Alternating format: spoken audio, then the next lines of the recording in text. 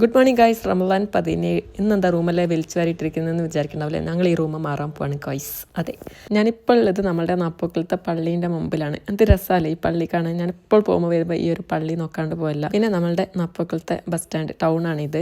അങ്ങനെ ഞാനിന്ന് വന്നത് നേരെ നമ്മളുടെ ഫുഡ് ബൈറ്റ് റെസ്റ്റോറൻറ്റിലേക്കാണ്. ഇന്നത്തെ വീഡിയോന് ഒരു പ്രത്യേകത ഉണ്ട്. ഒരു പ്രത്യേകതയില്ല, ഇന്ന് എനിക്ക് ലീവാണ്. അപ്പോൾ ഇവരുടെ കൂടെ ഇന്ന് നോമ്പ് തുറക്കാമെന്ന് വിചാരിച്ച് ഇവിടുത്തെ സ്റ്റാഫുകളപ്പുറം നമ്മളുടെ നാപ്പോക്കലുള്ള ഫുഡ് ബൈറ്റിലേക്ക് ആരെങ്കിലും വിസിറ്റ് ചെയ്തിട്ടുണ്ടെങ്കിൽ ജസ്റ്റ് കമൻറ്റ് ചെയ്യണം. കാരണം എനിക്ക് ഭയങ്കര നിർബന്ധമായിരുന്നു നല്ല ഹൈജീനിക് ആയിട്ടുള്ള ഫുഡ് കൊടുക്കണം, നല്ല ടേസ്റ്റി ആയിട്ടുള്ള ഫുഡ് കൊടുക്കണം. കാരണം ഒരു വർഷം ഞാൻ ഈ ഒരു നാപ്പോക്കിൽ നിന്ന് ഭയങ്കര കഷ്ടപ്പെട്ടിട്ടുണ്ട് നല്ല ഫുഡിന് വേണ്ടിയിട്ട്. അങ്ങനെ കാരണം ഒരു റെസ്റ്റോറൻറ്റ് അവിടെ ഒരു ദിവസം ഓപ്പൺ ആണെങ്കിൽ ഒരു ദിവസം ഓപ്പൺ ഉണ്ടാവില്ല.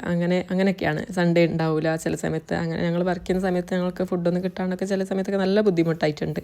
അങ്ങനെ ബാങ്ക് കൊടുക്കാനായി നമ്മളുടെ സ്പെഷ്യൽ ഗസ്റ്റ് ഡോക്ടർ ഇല്യാസ് ഇവിടെ വന്നിട്ടുണ്ട്. നോമ്പൊക്കെ തുറന്ന് ഇനിയിപ്പോൾ നേരെ പോകാൻ പോകുന്നത് നമ്മളുടെ റൂമിലേക്ക് തന്നെ, വേറെ അടുത്തേക്കും എല്ലാ റൂമിലേക്കും. ഇനിയിപ്പോൾ ഞങ്ങളുടെ മുപ്പൂച്ചാൻ്റെ ബർത്ത്ഡേ ഉണ്ട്, അതിൻ്റെ ബർത്ത്ഡേ സെലിബ്രേറ്റ് ചെയ്യണം. അപ്പോൾ അതേ സെക്കൻഡ് പാർട്ടിലുണ്ടാവും അതിൻ്റെ വീഡിയോ.